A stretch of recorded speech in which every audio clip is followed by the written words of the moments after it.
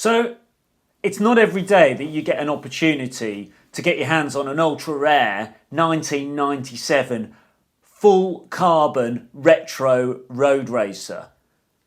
But that's exactly the opportunity that presented itself to me. And as you can probably imagine, it was an opportunity that I couldn't let slip. The bike in question is a fantastic Lemond Chambery. Now this is a bike that was only produced between 1997 and the end of 1999, early 2000. So it's an incredibly rare bike. It's actually a Trek frame, Trek OCLV. That stands for Optimally Compacted Low Void. It's a patented technology apparently to produce the best frames in the world. So it's a 1997 OCLV Trek frame that's twinned with a pair of carbon air rail forks. Now this frame and fork setup back in 1997 was the lightest frame and fork setup that you could get in the world. It came in at 2.5 pounds, so just over a kilo. So this is a bike that's got some pedigree. The Chambery was produced to commemorate Greg LeMond's victory in the World Championships in Chambéry, France in 1989, where he narrowly beat Sean Kelly in a sprint finish after about an 150-mile stage. The bike uses the same frame and forks as the Maya Jaune, which is the top of the range model, and instead of having the Campag record componentry that comes on the Maya Jaune and the paint job that's yellow and purpley, this comes with a full complement of Shimano Ultegra group set and accessories, and it has a much nicer, more understated, I think, white and yellow colour theme running through it. So let me tell you a few things about this bike. So when I got it, it was in very good condition overall. The front derailleur and the rear derailleur, however, were seized and the brakes didn't appear to be working particularly well. So I took it in, got it serviced, got it back and started having a look at it. Originally it came with a set of Mavic wheels which were running, well, the brochure says 700 by 23C Continental tyres, but actually this bike, when I got it, had a set of 700 by 20 or 19C tyres that were absolutely, rubber band thin and really unforgiving. I actually swapped those tyres for a set of Schwalbe Durano E-Tap tyres, mainly because they matched the colour scheme for the bike, the 700 by 23C, and they had a white and yellow theme to them, so they look quite good. Also, the Durano, whilst it's not a particularly quick tyre, is known for being relatively puncture resistant, so I thought that was quite a good thing. They made a bit of a difference. The bike felt a bit more compliant, a bit more forgiving. I've done quite a bit of miles on it, about 1,100 miles. The thing that the problem I had was that I persistently was snapping the spokes on the bike when I was accelerating out of corners. Now, I'm not the most powerful rider in the world, as you can probably guess.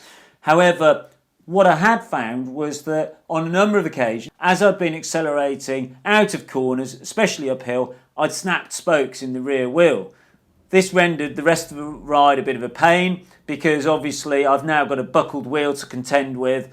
So what I've actually done to compensate for that is I've switched out Mavic rims that came with the bike for the set of Shimano Ultegra wheels and rims that came with my Boardman, which I replaced with the Bax carbon wheels.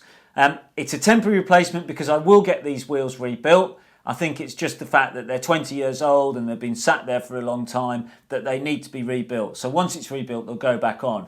The other changes that I've made are that when it came, it had white bar tape on it, and this white bar tape was in a bit of a sorry state actually. It clearly got mouldy and needed replacing. I replaced that for some yellow data tape, and the other thing that I did for both cosmetic and for comfort reasons was to swap out the saddle. So this bike at the moment is a bit of a Frankenstein because it's got yellow tape as opposed to the white tape it came with.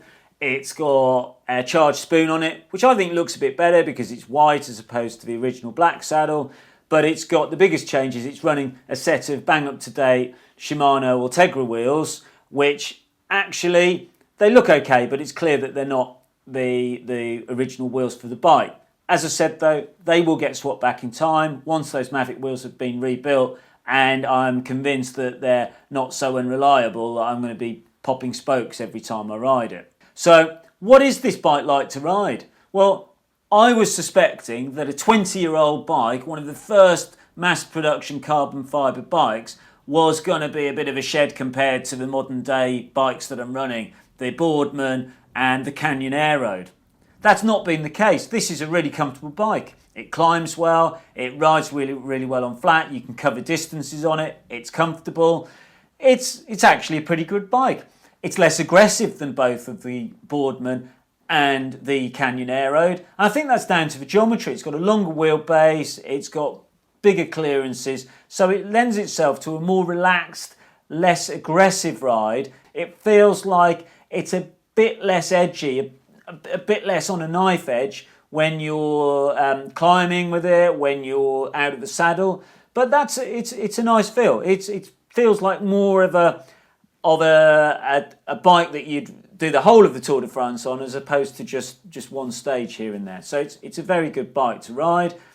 It climbs surprisingly well. I think the longer wheelbase and that geometry really helps. It feels like a good climber, and that's despite it having a 12 to 23 8-speed cassette on the back. It's got 53.39 on the front, but 12 to 23 on the back, and that's only 8-speed. I've been surprised how easy it is to get by with only 8-speed on this bike. I've thought, my God, both the Boardman and the Canyon are 11-speed Shimano or Tegra setups, whereas this is an 8-speed Shimano or Tegra setup, and I thought I'd really miss the extra ratios.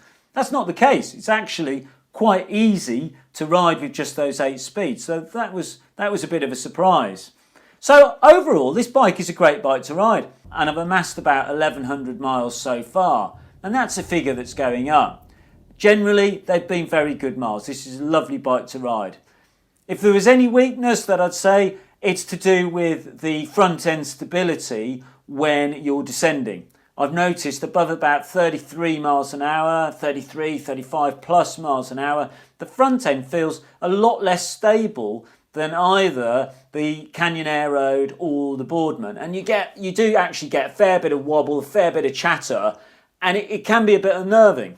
It's a lot less susceptible to crosswinds than either the Boardman, which is running 50mm Bax carbon, or the Canyon, which is running 62mm Reynolds Strike carbon wheels. So yeah, it's give and take, I guess. But this is a really good bike, really enjoying it so far. I'm only 1,100 or so miles into my journey with it. As I've said, I do intend to restore it with the Mavic wheels at some point, but for now, running these Ultegras with 700 by 25C Continental Grand Prix 4000 S2 tyres on it, it's actually transformed it into a really comfortable everyday mile muncher.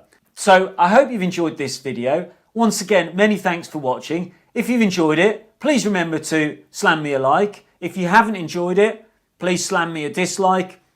And whatever you do, please do subscribe. I've got lots more material to share, and I'm looking forward to doing so. Once again, I've been Steve Baxter. Thank you very much for watching.